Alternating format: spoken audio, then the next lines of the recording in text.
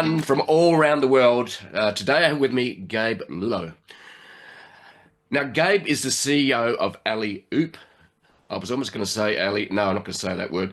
A sales development agency working with industry giants such as ZoomInfo, Salesloft, and Adobe. He has trained over 8,000 salespeople. I would say he might be a very good salesperson across diverse businesses, and during his tenure in Alleyoop, he has personally hired and managed more than 1,500 SDRs. And we'll get him to explain what that acronym means soon. Because anyone outside a certain industry doesn't understand acronym because it's a mystery wrapped in an enigma within the industry normally. So it's also called Russians. With over 2 decades of experience in sales, marketing, and executive recruitment, his strategies have significantly driven Alleyoop's growth and shaped the corporate culture. Beyond his career accomplishments, Gabe graduated from the Barney School of Business at the University of Hartford, and his leadership ethos is rooted in cultivating environments that prioritize both professional development and individual success. Welcome to the show, Gabe. Great to have you here. Jeff, big fan of yours. Thanks so much for having me. I'm excited to dig into this. It's going to be fun. So,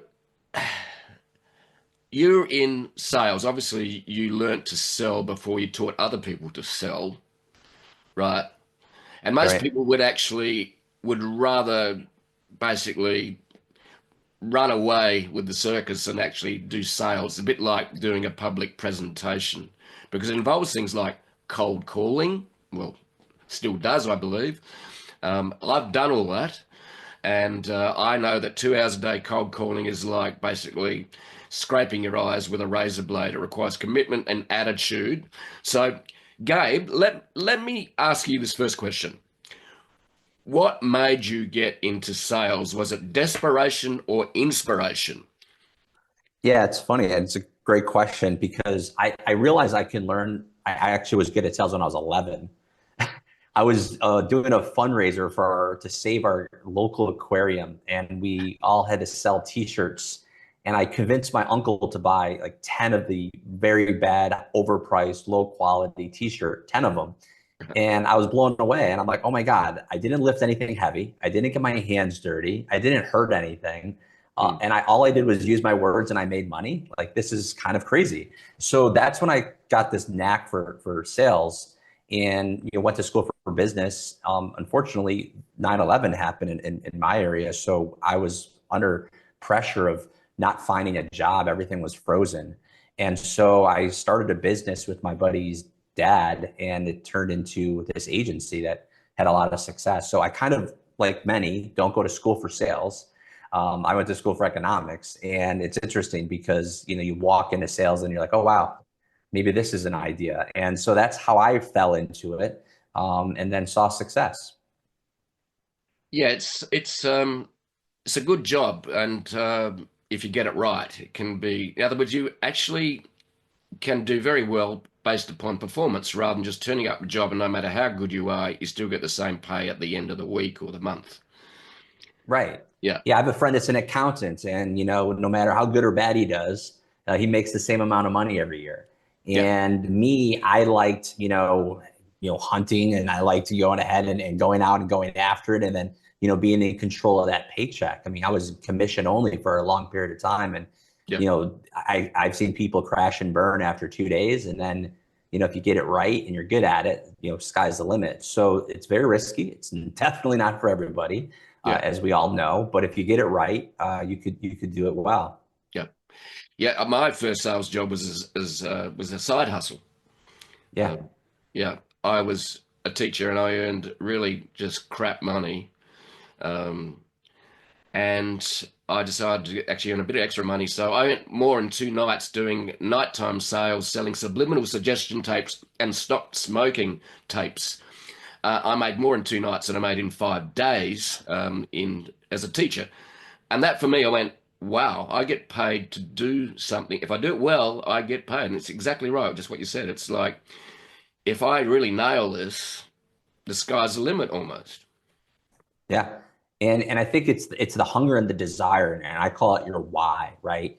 If your why isn't in check and you're not passionate and motivated and have that what we call grit at our company, you're gonna, not do well, and that's really hard to find. How do you see that on a resume, or how do you, see that in a LinkedIn page? You really can't. So you Yeah. really have to, have that to be successful here, because like you said before, with scratching your eyeballs, like you're gonna hear no a lot more than you hear yes. But if you get it right, like baseball, like it's like batting average, right? If you do like 1 out of 10 or 3 out of 10, you're doing amazingly well. And so you have to understand that you're in a negative world, so you got to persevere for sure. Yeah. Let me ask you this question, because the other part that I've confronted in sales was, Hmm. number one, it was, if I didn't believe in the product, I had a problem selling it, right? So, in other words, Yeah, you had to have a why about the product or service, because for me, that was really important. So, and I remember I'm thinking of a comment said by Steve Jobs to Scully, who he tried to hire to be head of Apple. And he said, "Do you want to still just sell sugar drinks for the rest of your life, or do you want to change the world?" I remember that. I knew you were going to say the quote before you said it. As soon as you said, remember when he told him this, I said, "Oh, I bet he's going to say that quote." It hit me. I remember watching the movie too, and it was just so powerful to hear that again, on the big screen. But when people ask me what's the number one tool for a good salesperson, and usually when they ask me, it's, is it data? Is it an email platform? Is it a dialer? I said the number one tool for a good salesperson is a product, a good product to have, Mm, right? A good offering, a good program to deliver and to mm, offer to their prospects. mm, And I think it's so true. I've seen really good sellers crash and burn their careers by going into a startup that just had a really gimmicky, trendy, not effective product. And mm. then I've seen people who are just average sellers and crush it and make a multi six-figure income because the product, I wouldn't say sold itself, but it was so valuable, and so there was such a need for it that their ability was enhanced dramatically because the product was so good. Yeah. Well, I think there's a difference between a product that's, you need a product that is compelling. In other words, I've got Yeah, to have this. And my first major sales career was actually selling personal computers in the PC revolution that started in the mid 80s. That maybe yeah. reveals how old I am, because I'm, obviously not 37. Um, so the reality was, I really believed in the product, and it was exciting. For me too, it's not only the product, it's also the industry was important to me. In other words, is an industry that's changing the world, or is it an industry that's just stale, sitting there, and it's like Groundhog Day every week, every month, every year? So is it important also as a salesperson? I think, if you're really good selling, you can almost sell anything. But is it important for a salesperson to go, "I'm really passionate about this sort of product, but I'm also passionate about the industry, not just the product or service"? Yeah, absolutely. And I think there's a third component to it, which relates to industry, is the prospect you're talking to, right? Are you excited to talk to them? And it goes to industry. We were the founding SDR team for one of the largest actually the largest data provider in the world, ZoomInfo. And when we started with ZoomInfo back in the day when they were very, very, very small, it's selling data to sellers, to salespeople. And I got really passionate about it because you're talking to sellers, and your prospect in the industry is sales, and it was very exciting. So we had like these sellers selling to sellers, and it was just like it was this really interesting dynamic. And then when nothing against it, we have great clients that we offer this product to, but cybersecurity doesn't get me super exciting. You know what I mean? It's kind of boring, but there's a huge need, and there's a lot of great sellers who are super passionate about it. So what you're selling, and more importantly, I think who you're selling it to is really, really important. Yeah. Okay, let's wind back a little bit. So you've done your economics degree at Yeah. Hartford. So did you go straight into sales after that, even though you had done a formal degree? And I do know that quite often, if someone's got a degree, they become more attractive as a potential salesperson. So in other words, they've shown that they've got the grit to actually do 4 years of, nose to the grindstone, get things done, qualify, and get that piece of paper. So what did you do after you finished your degree? Did you go straight into sales? Actually, I went into recruiting, and I think it was so important for me because a lot of people say sales and recruiting is synonymous, right? Sales is recruiting, but for me, it was a little different because I had the opportunity to really be in the people business and finding, great people, and I looked at it as a opportunity for me to learn a lot.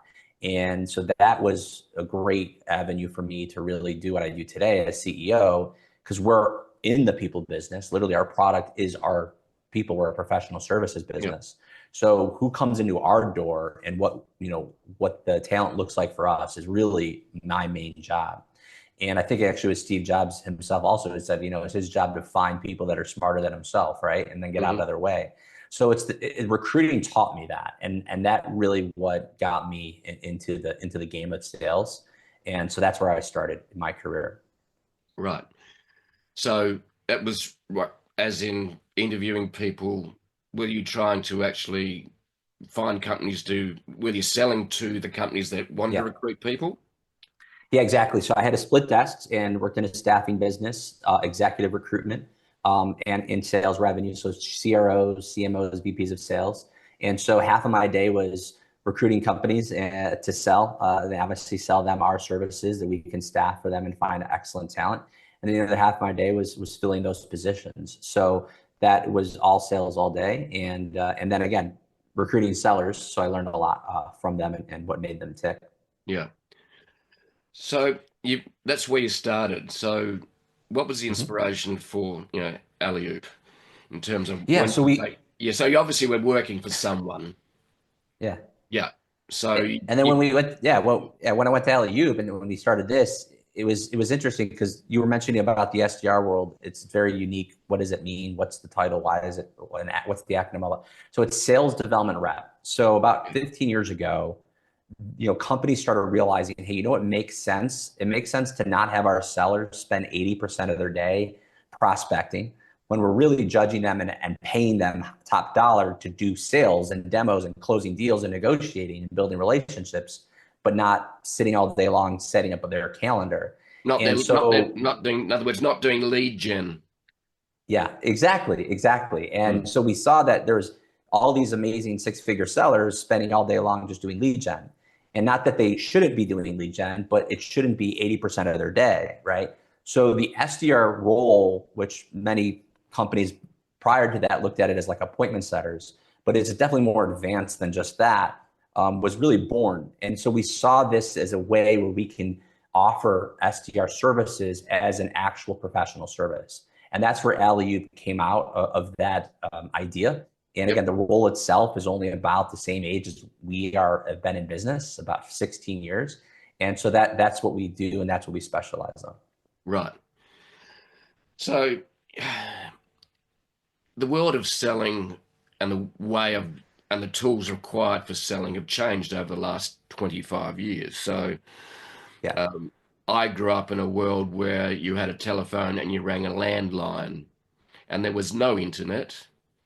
Hang on. It was, well, hang on, just trying to think. Very little. Yeah.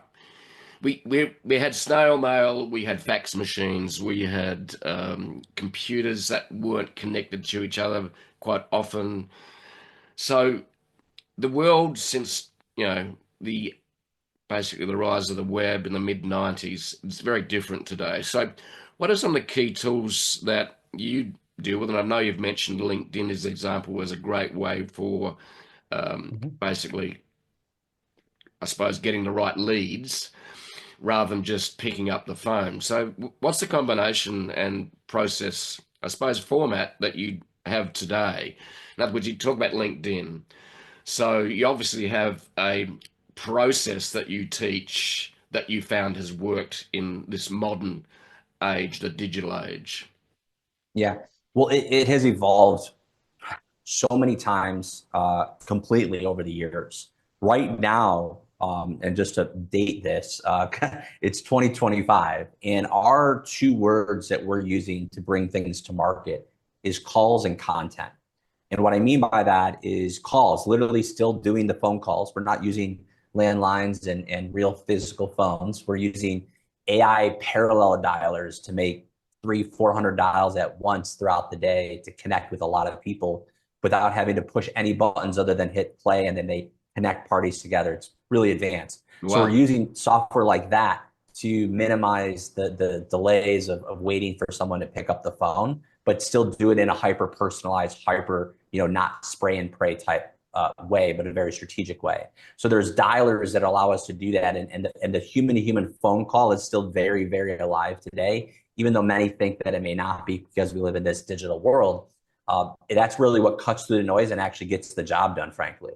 The other side, though, is to LinkedIn is content. We live in this Instagram, TikTok generation where, we have SDRs who have 40, 50, 60,000 followers on LinkedIn who are creating content and being a thought leader, even in an entry-level sales job role, and driving inbound, but also creating social proof. So when that call does come in, they're like, oh, wow, I know you. I've seen you before and I've checked out your stuff. And it's really, creating that trust. And so we're seeing both of those things. And the third thing I did not mention, which I did not mention on purpose, is email. Like, email is very difficult these days. What we saw 5, 6, 7 years ago where email was the thing, it's not anymore. It's much more difficult. And so we still do it, but we don't put a lot of effort into our email versus a cold call or a LinkedIn connection. Right. So let's go to the LinkedIn connection. You talked about content. So one of the areas I discovered was the power of content to create credibility. In other words, educate first, sell second, for example. So for me, when I started the blog in 2009 about social media, I just created content relentlessly. And also that's always posted to social channels when social media actually didn't have algorithms in the way that just delivers what Facebook wants you to see rather than actually your tribe wants you to see. And we might talk about algorithms too in terms of the good and the bad of algorithms. But LinkedIn, so LinkedIn, you would encourage people selling strategically. We're not selling cinnamon buns here. We're talking about, maybe high-end product. Is that correct, more? Yeah, I mean, there's a term for it, and I got to be very specific about my articulation. It's called pitch slapping. So when you're pitching someone, and just with a first time you connect with someone, and you send them a DM and say, "Hey, here's 17 reasons why you should buy from me." And by the way, I've only connected to this person 30 seconds ago. So that's the worst thing you could do. And I'm sure anyone on LinkedIn can relate and have gotten those types of messages throughout their days. But creating that trust and creating that credibility and that's what we call social proof is really where it starts. Now, it doesn't just end there. It's just not about just all these inbound leads are going to punch you in the face after you create content. You have to go out and hunt as well. But now you're hunting with credibility. You're hunting with value, and having strategic conversations. So when you do reach out and say, "Hey, Jeff, nice to connect. We've been connected for a few weeks. I saw you reposted this, and I thought it may make sense to share this with you as well. Take a look. Tell me if you like it." And it has nothing to do with a sales pitch. It's maybe just some thought leadership or a video or a blog that you may have shared to your network, and you may have wanted to single out that person. That's an example of what I mean. But you have all this content, so when they do come take a look at it, you're like, okay, this person knows what the heck he's talking about. And that's where I think content along and coupled with outreach is where the magic lies. Yeah. And that's exactly what I discovered was the power of content to actually, and HubSpot called it inbound marketing. Yeah. Okay, then it sort of became generally known as content marketing. In other words, you draw Yep. the client to you rather than chasing the client. Yep. So so that LinkedIn strategy. So do you use any automation on LinkedIn as well? Because LinkedIn's got sort of like some rules that minimize that, but I still believe there's actually some real good tools out there on LinkedIn for using the You link. got to be careful for sure. I know there's a bunch of data providers that were just kicked out of LinkedIn recently for using, scraping tools and data mining tools. You got to be careful. So I don't want to, push people in a way that puts them in trouble. But there are definitely tools out there that will allow you to connect with people in an automated way. You can connect with people you can like or comment in an automated way. And I think I wouldn't go and push the envelope farther than that when it comes to just maybe building your network or doing like an initial, "Hey, nice to connect." outreach, so you have some personalization. And then once they feedback or respond, then you can go into more of a human to human approach. Yeah. If someone connects with me, they're automatically going to get a, hey, nice to connect. If you ever need anything from me, let me know message all 100% of the time.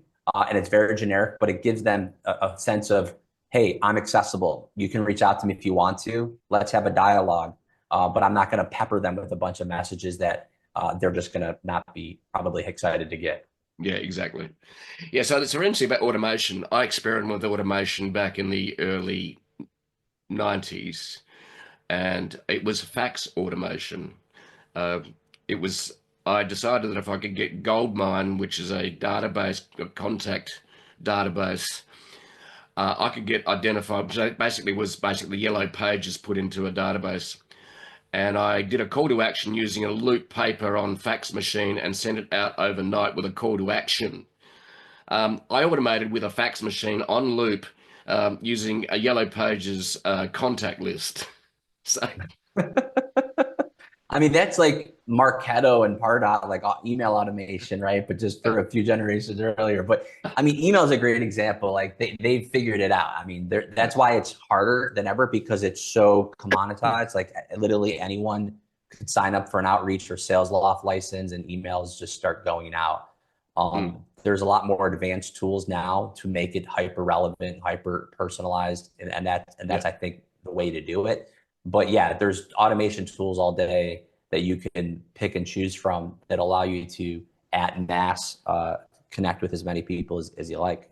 yeah, yeah, because the thing, whether you're in sales or whatever, we've still only got 24 hours in a day and maybe 10 hours or 8 hours of work time. So you are still sort of trading time for money, but in the end of the day, if you can scale yourself through automation, then it becomes much more powerful. And if you have 20 hot leads, well, and you're a good salesperson, well, you can make some serious money. Yeah.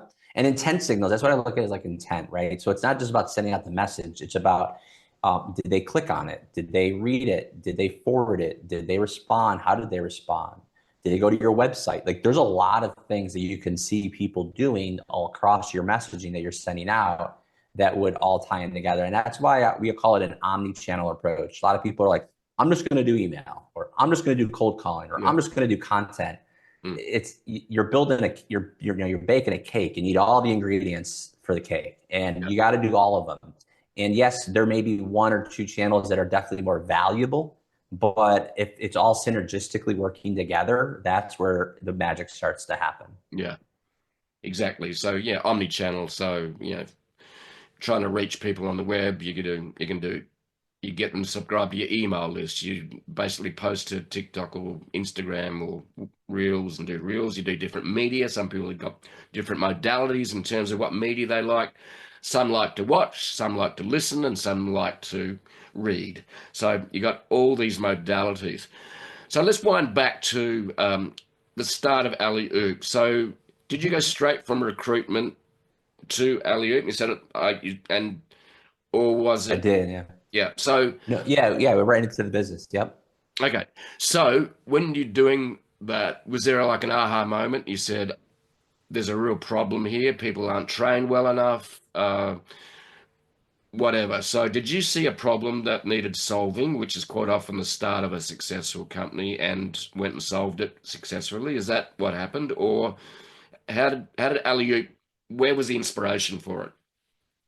Yeah, so we were actually working in more of a full cycle sales training company. So we started as a training company, and we were training sellers on how to sell. And it was interesting because every time we had a new client who asked for our training, the biggest gap and the biggest problem they have wasn't just training or their skill set. It was having enough leads for them to execute on. So that was the biggest gap that we saw, was we're training them how to be amazing sellers and closers and generating revenue and building relationships. But all they kept saying is, I need to get off this call so I can go fill my calendar. I don't have enough at bats. So when we looked at it, we're like, okay, we need more appointments so they can go out and do the things we're teaching them to do, so they could be generating revenue. And that's where it was born. Now, there was a secondary step to it. So once we made the decision to fill that gap, Then we realized, oh my God, there's no one in the marketplace that knows how to do this, Mm. right? Like, so we had to recruit new people and then train them how to be really good at exclusively prospecting. And we built an academy within the company to essentially do that. So we filled a training need for those people. Now, though, it's evolved where there's a million SDRs on LinkedIn. Literally, if you Google on LinkedIn or search on LinkedIn, Wow. BDR, SDR, there's over a million profiles. So now we're actually sourcing people who have done the role, but have they done it well enough to deserve a spot here? And can we attract them into the company? So it's definitely metamorphosized, but that's how it all started. Right. Okay. So essentially, you started with one particular focus and you realized that there was a gap and that wasn't being filled by the market. That's right. That's So, exactly right. yeah. So, in other words, you said, okay, we really need to be good, help people get leads because that guaranteed that your salespeople had someone to talk to. Exactly. So now they had a consistent flow of leads. Their calendars were full. And we said, hey, listen, not only do we provide training, but imagine if your sellers, after they were trained, opened up their calendar and their entire calendar was booked with high qualified meetings already scheduled for them. Would that be Yeah. exciting? Yeah. No one said no. So it was, so yeah, that's how we started it. Yeah. Yeah, because it's nothing worse turning up on a Monday morning as a salesperson. You're going, oh God, I don't have anyone to talk to today. Right. Exactly. I've got no Exactly. appointments booked. So, uh, and also it is seen by management, the CEOs and CMOs and everything starting with C.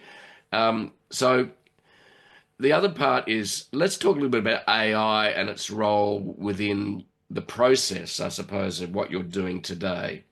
So, and AI is basically poking its finger into every nook and cranny of life and business, isn't it now? So, Yeah. where does AI play in your ecosystem? Sure. So yes, AI is absolutely, of course, taking over. We have a lot of clients of ours that are actually AI companies that we're booking meetings for in all different aspects. But in our space, it's really about research and training and messaging.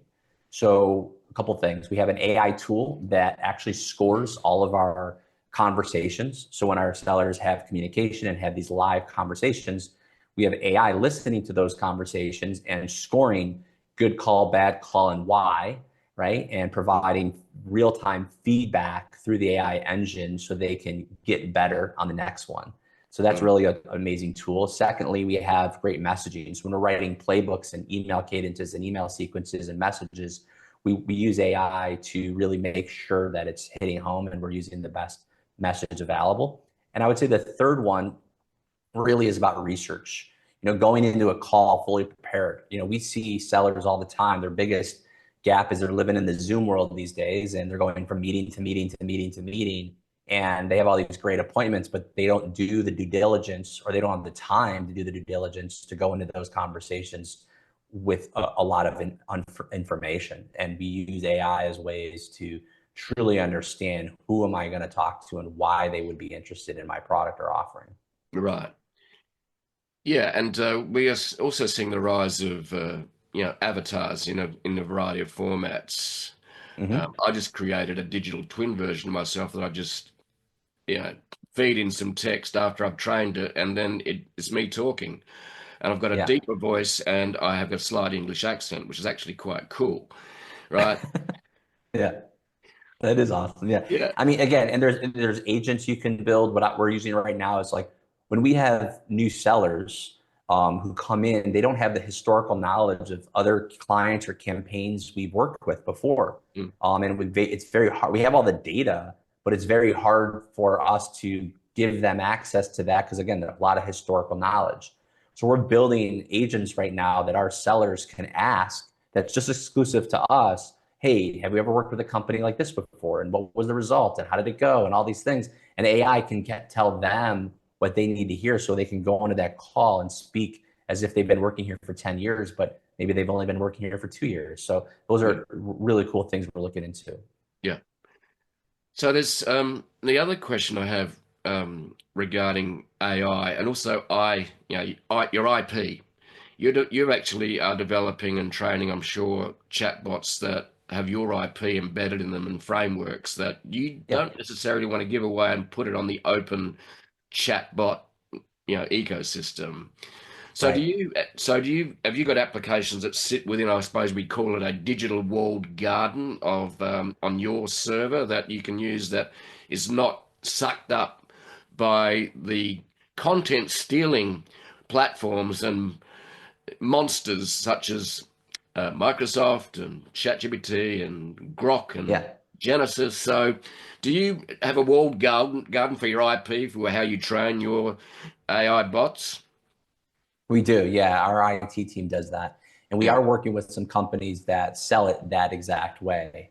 Now, of course, we hope and pray that what they're saying is true and accurate, but there are tools that they are saying, you know what, this doesn't touch anything, it's yours and only yours, that we are working with right now. yeah. It's very interesting the whole copyright issue, and Hmm. because if we go back to well, we've seen the rise of algorithms, especially Hmm. within social media. I grew up, well, I started a blog and the content creating and the writing and the marketing within a framework where the algorithms allowed you to connect with your tribe. So the algorithms now are basically about maximizing the revenue of any of the platforms, whether that's Facebook, TikTok. Okay, so essentially, they have tools that scrape the web, and now we have the big AI platforms scraping the web, and they don't believe there is any right to, and you can even put a tag in your content saying, or your website saying, this is supposed to stop them scraping it. Guess what? It doesn't. Right. So, anyway, well, don't get too technical because I'm not that technical either, but we're in the middle of any content is fair game now on the web, and the AI has just taken it to a whole new level. And basically, you put in a search today, Google will produce an AI review with no attribution. In other words, the people that created the content don't get any benefit. So, Yeah. And I think that's why salespeople are more important now than ever before, not the opposite. yeah, Because data is commoditized, right? Like we talked about with data scraping with LinkedIn, two mammoth data companies were just kicked off of LinkedIn for data scraping, right? And in addition to that, with AI, everyone has access to the same messages. And so, and now content is now in the same way, like you mentioned. So, having this human to human dialogue like you and I are having right now about a product offering or service, I think is more important now than ever before because everyone else sounds like everyone else. And I always say in sales, we talk about training salespeople. I said the best salespeople don't sound like salespeople. So the better you are at not sounding like a salesperson, the more effective you are at selling. And I think that's more so of the same when it comes to all this commodity really of data and content. yeah. And we're seeing the whole web being homogenized and commoditized. Right. And there's even discussion, which is a bit off topic, but of even countries creating what they call a sovereign AI that actually protects the culture of the country, the tribes, Right. indigenous, colloquialism. So we don't get sucked up into all looking like just we all look like Americans. I don't know that's a Yeah, good idea. I agree. You got to be no. As one, I will admit to that. I'm well cultured, and so you need to not be, yeah, like you said, avatars across the board. It's just too manufactured. We have to have individualism and nuances and, yeah, human to human. So I'm a big fan of AI helping humans, not replacing humans, Yeah, and that's yeah, that's just our position on it for sure. yeah. Yeah, it's what's interesting for me watching what's happening, and I've lived through multiple technology revolutions, starting with the PC revolution, the web revolution, and the internet revolution, and then uh, e-commerce through to social media, and now it's AI. Right. Um, let's have a little look at. Let's talk about your frameworks that if you're training a salesperson, Okay. What's just give us a sort of thumbnail sketch of what's really important for in your training, because obviously you would have a process and a framework that you apply in your training. Yeah. I think the biggest thing is objection handling, right? So I look at it like a numbers game. If you're the worst salesperson in the world and you call 100 people, right, you're going to get some people that say yes. You could be the worst in the world, but some people you're going to call and they're going to be like, yep, I've been looking for you all day. This is perfect that you called. Timing is excellent. And you're going to get some people just because those are the numbers. And then you could be the best salesperson in the world and you can literally call 100 people and you're still going to get no's. People are going to say no to you no matter how good you are, no Yeah, matter how great your product is, you're going to get no's. So what does that mean? Well, 10% are going to be no, 10% are going to be yes, 80% are going to be what I call those green apples, right? They need some questions answered. They need some understanding of what's happening. And so the better you are at handling those objections, that's what's going to separate excellence versus average salespeople. right. So understanding why they're saying it, understanding why they're asking it, and then having a very good response to it is what's going to separate someone who's good versus bad. So I break it down where there's only a handful of things you'll ever hear, no matter what you're offering. And so if you can know your objections and know your rebuttals really, really, really, really well, you're gonna start seeing some increase in numbers. Mm. Yeah, and do you have like tools that help people like come up on the screen as they're having that conversation that help them, or is that basically just rote learning, remembering? No, we actually do. We have a really cool tool. It's AI driven and it's a battle card essentially. So it's listening to the call. And so if someone says, yeah, how much is it? Or what's the pricing on this? Or I can't afford it. It picks it up and then it gives you different battle cards and bullet points of how to handle pricing or budget as an objection. And then it gives them those prompts to get on the right track. So we definitely have tools like that. And we have 10 different objections categories that we break them down into. Right.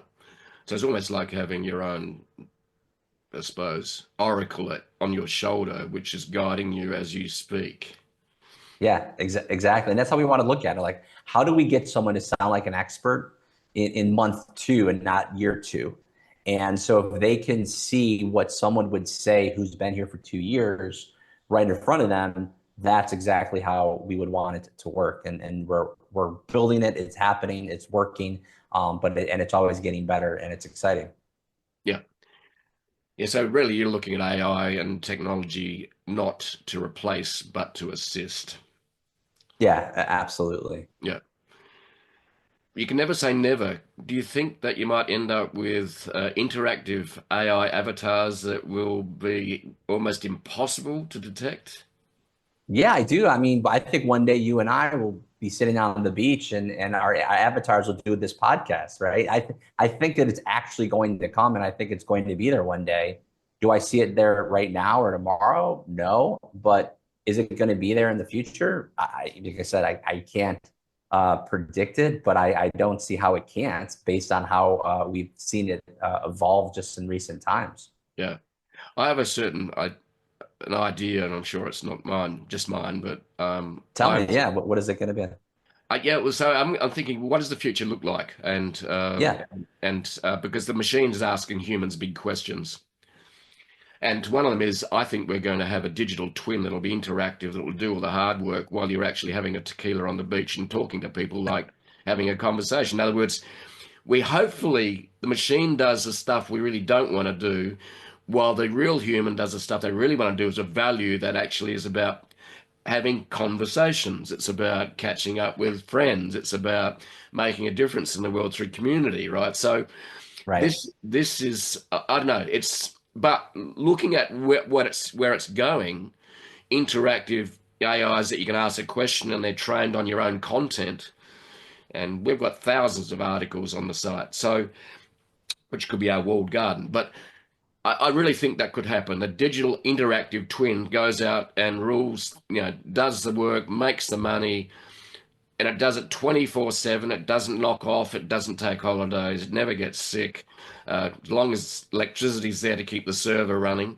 And then you can go and do things that matter as a human, which is spend time with your children, grandchildren, and so on. So anyway, it I've been just blown away by the pace of change in what we're 2.5 years into this AI revolution as a Yeah.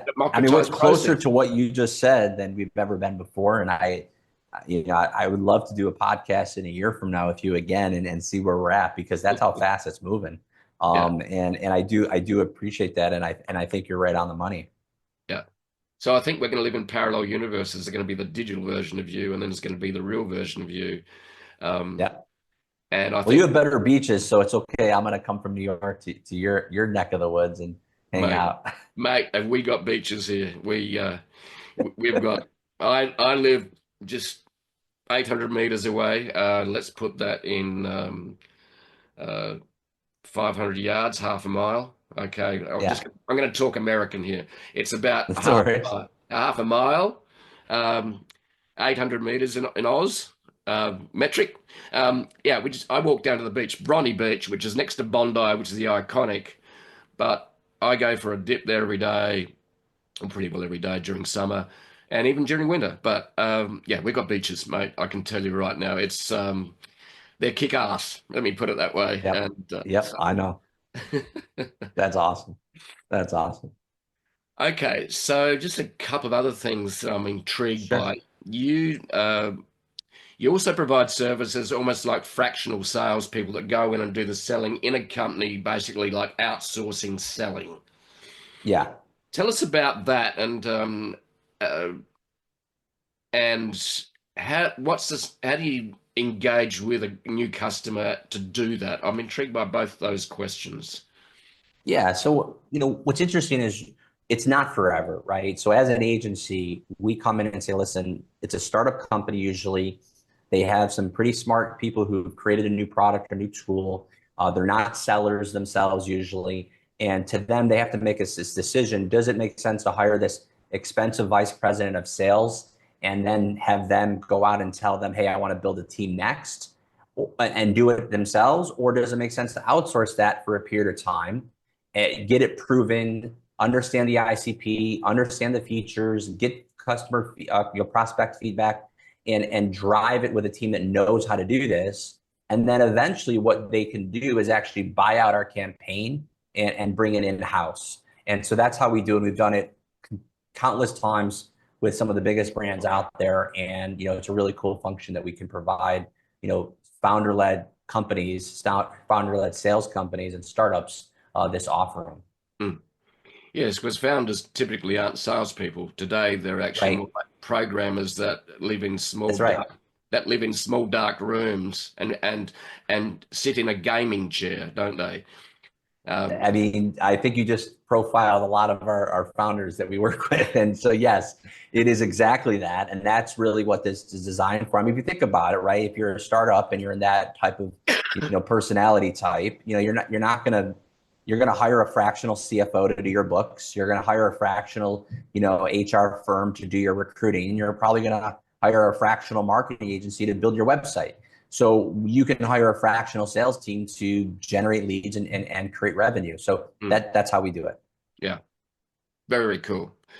Look, I left direct sales a long time ago. I now am feeling like a dinosaur if I came back into the sales team. Not that I want to get back into sales, but we're always selling. Well, But they don't not do faxing anymore, so that may be something you can't bring to the table. look. You know what? It really worked well. I'd turn up in the No, morning, it definitely, yeah, 100%. I and the can see rest. that. So here I was in an office with 4 or 5 other salespeople, and I had my fax machine next to me. I think I brought it in myself. I had the loop, and I made the call, then I did the loop. So I actually had it taped. It would do the loop, and I'd come back to 10, 15, 20 leads, return Yeah. faxes. It was awesome. Um, Yep. so yeah, technology has changed. I mean, we did direct mail, right, where they had to fill out a survey and a card. They Yeah, check their box, put in their name, send it back in, free postage, right? And then those would be our leads. So we're calling the leads of people who filled out, mailers. I mean, yeah. that was me when I first started. So I'm old too when it comes to like, where it started and where it is today, if you will.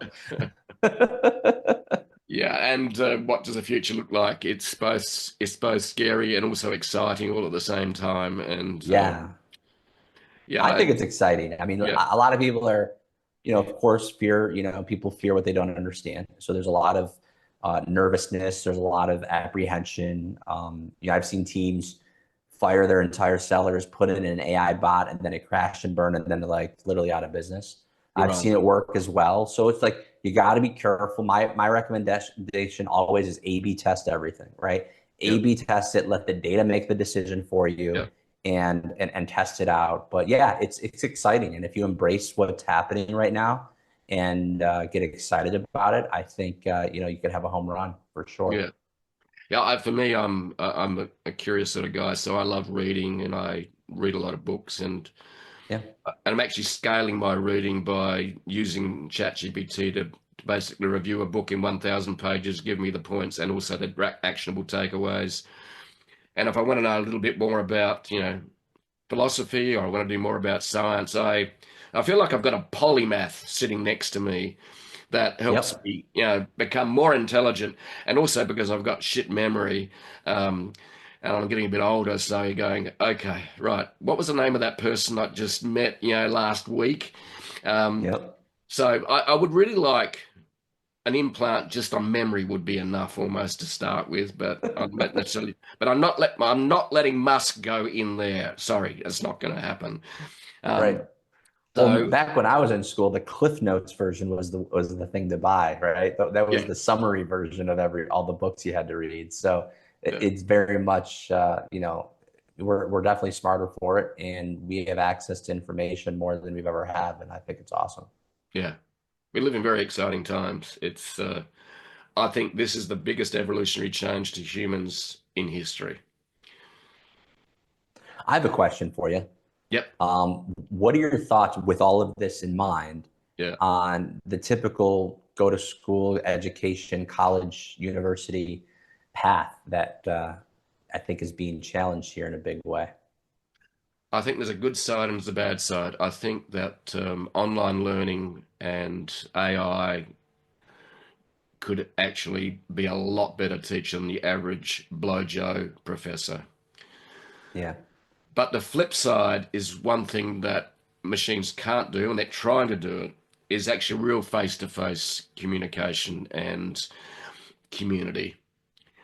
And look, the AI avatars will try and replicate that, but I think they could actually provide really good therapy. But I think also on the training side, and I also think that what we're watching in America, for example, the attack on universities and education, is essentially attacking the old elite that see education in that is basically rose out of the industrial era. So I think it's a good thing in one sense, but the other sense, what will we lose if we don't have a community of students that share ideas in an open forum like they had in Rome? That's the flip side. yeah. Wow, I'm with you on that too.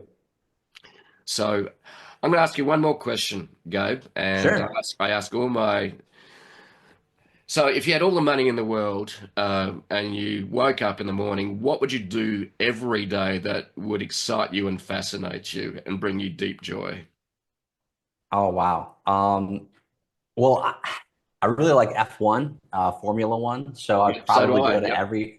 I'll probably go Oscar to Oscar won last weekend. Oscar won. Yes, he did. I was so excited to see him. That's awesome. McLaren is on the track, man. He beat Verstappen. Congratulations. That's what I actually just want him to do. Yep, exactly. So I would probably, and my whole family is the same way. My whole family, my wife and daughter. So I would say we would go to like every F1 race for a year and just hang out and watch and just Awesome. be like an F1 roadie for a year would be super fun.